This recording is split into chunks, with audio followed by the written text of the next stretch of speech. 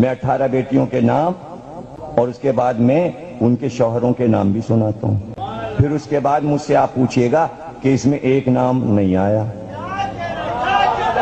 حضرت زینب شوہر عبداللہ ابن جعفر، ام کلثوم شوہر عون بن جعفر طیار، فاطمہ بنت علی شوہر محمد بن ابو سعید بن عقیل، حضرت زینب صغریٰ محمد بن عقیل، رقیہ حضرت مسلم بن عقیل، ام ہانی عبداللہ اکبر بن عقیل، ام سلمہ سلت ابن عبداللہ بن نوفل بن حارث بن عبد المطلب کی دی.